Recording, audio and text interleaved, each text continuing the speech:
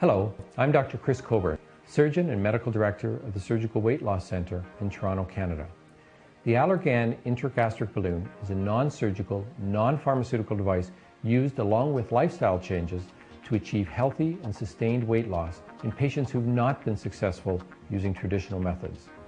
The balloon procedure is an important part of how we at the Surgical Weight Loss Centre help overweight or obese patients, those with a BMI greater than 28, to achieve sustained weight loss. The balloon helps the patient feel full with smaller meals. Once inserted, the stomach cannot hold as much food and gastric emptying is delayed. This helps provide a feeling of satiety without compromising digestion or the absorption of nutrients. The balloon can stay in the stomach for up to 6 months. During this time, patients can expect to see noticeable weight loss while at the same time establishing healthy dietary and lifestyle changes necessary to keep the weight off. Weight loss with the balloon can help resolve the comorbidities associated with being either overweight or obese without the need for surgery or medication. In this video, we will see the insertion and the removal of the Allergan intragastric balloon, as well as the setup of the equipment to be used. With the appearance of the newly designed intragastric balloon, the use of this tool in the treatment of obesity may again be with us. The new generation of balloon, the Allergan intragastric balloon system, is the result of research in the course of the past few years by Allergan Health and is based on recommendations in this field. The device consists of a silicone balloon connected to a guiding catheter utilized during placement.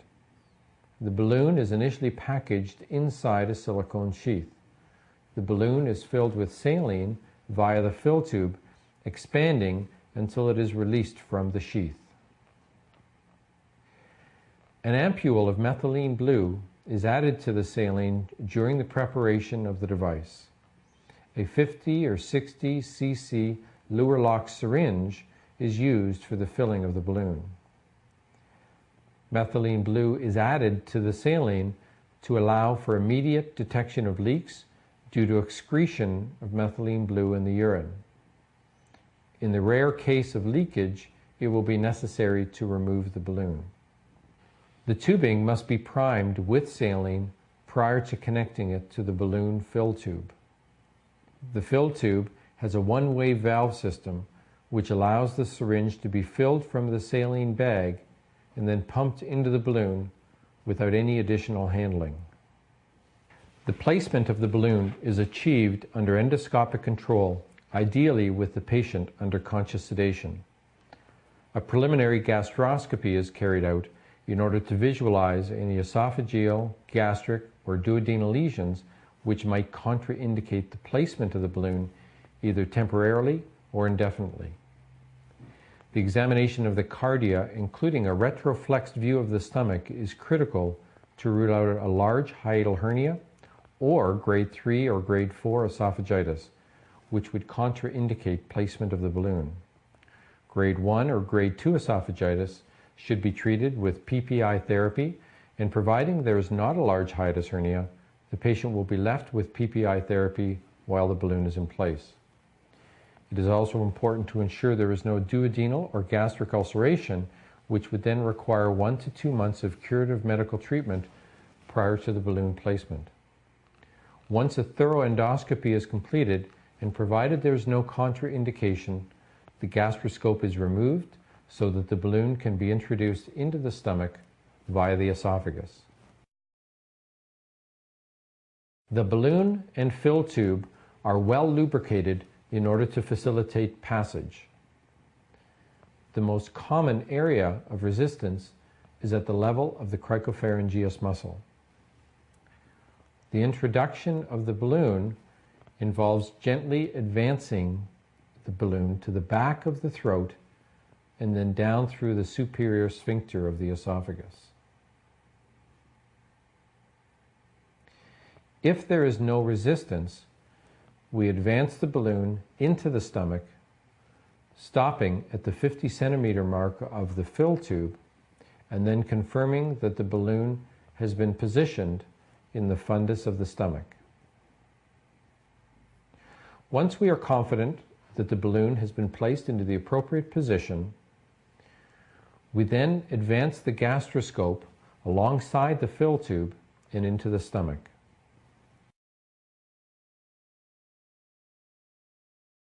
The goal is to confirm that the balloon is in the stomach and not in the esophagus before inflation. If passage of the balloon seems difficult, the gastroscope can be used to confirm correct advancement and positioning. Once the balloon is positioned in the stomach, the device is withdrawn so that the valve is positioned just below the GE junction. The guide wire within the fill tube catheter is then removed in order to connect the syringe and start the filling process.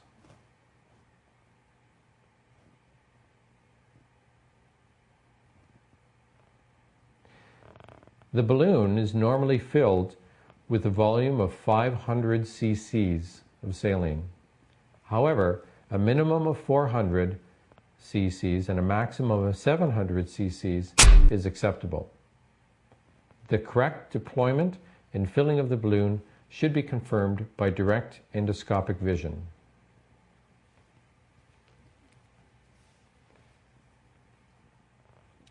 Methylene blue should not be visualized in the lumen of the stomach, or one would suspect a leakage from the balloon.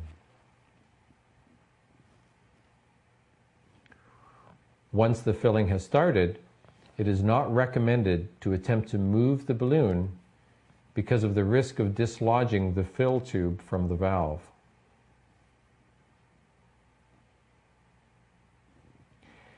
The unfolding of the balloon should be carried out progressively and steadily. It is not uncommon to see a small amount of air within the balloon. The silicone sheath will progressively open and release the balloon.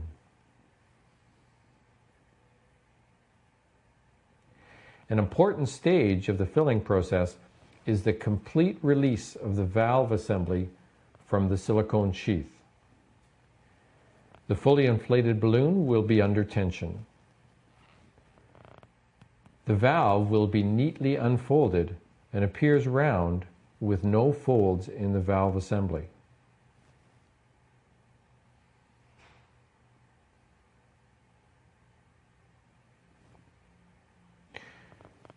To remove the catheter, the endoscope is placed against the balloon and the fill tube assembly is pulled away from the balloon.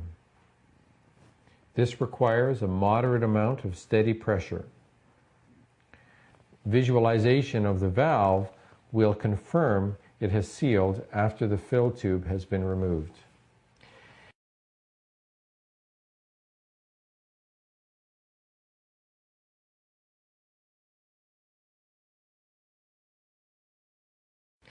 It is possible to check the position of the balloon, which should ideally be located in the fundus. It must be movable, which indicates the absence of obstruction. Follow-up is essential to make sure that the bib remains inflated and in the stomach. A comprehensive clinical and dietetic follow-up program is essential to achieve good results. Here you can see on a standard abdominal X-ray the valve marked by red arrow and the outline of the balloon marked by blue arrows.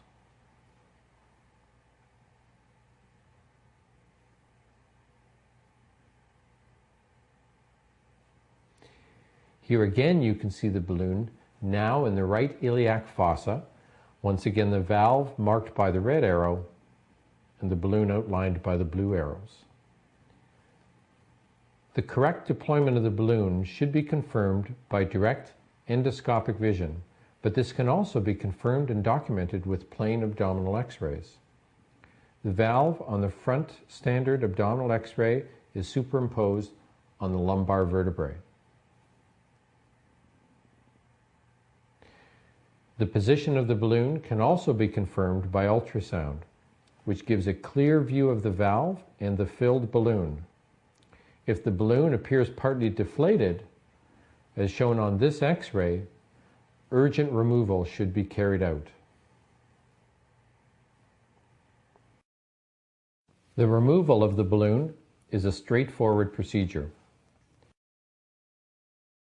Various endoscopic devices may be used. Most useful is a retractable needle available from Allergan. This device allows the needle to withdraw back into the sheath, allowing complete evacuation of the balloon. Other devices, such as endoscopic scissors or a sclerosing needle, have been used. The needle can advance into the balloon, allowing the withdrawal of fluid quickly and efficiently. The needle can be attached to wall suction to facilitate the drainage as well. Once the balloon is fully emptied, the removal can be achieved by means of a polypectomy snare or by means of the grasping forceps as offered in the removal kit. After a 6-month period within the stomach, the balloon develops a certain blackish discoloration. It is best to make a single puncture in the balloon.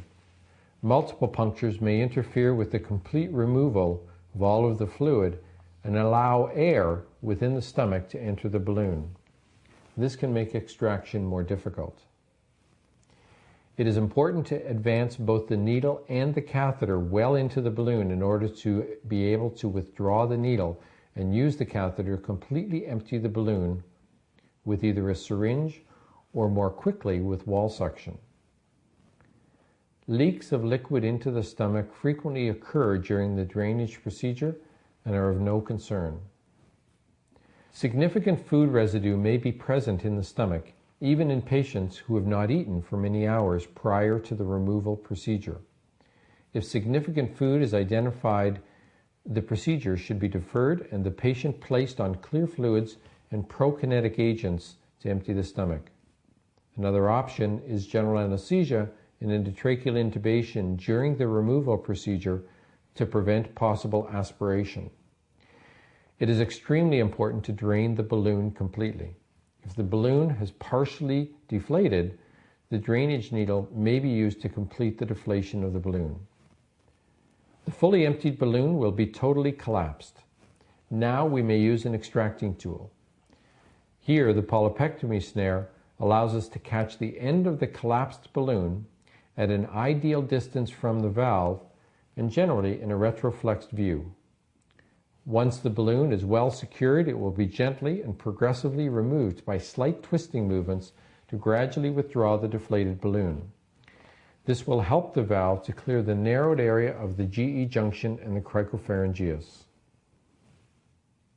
Following the removal, an endoscopic inspection of the stomach and esophagus should be carried out. This will identify any patients who may have gastric erosion or ulceration. Other tools may be used for the evacuation of saline. Here, a pair of endoscopic scissors is used. It is important to notice that they will be effective on a fully filled balloon only.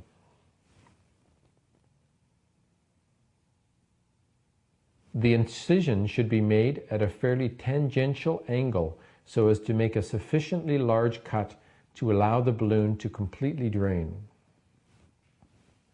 This opening generally allows for direct suctioning with the endoscope. Once again, it is of prime importance to empty the balloon completely. The grasping forceps may also be used to remove the empty balloon, as it allows a firm hold of the balloon and straightforward removal, providing the balloon has been fully emptied. The efficacy of the balloon will be increased by aggressive dietary counseling and the use of a low-calorie diet.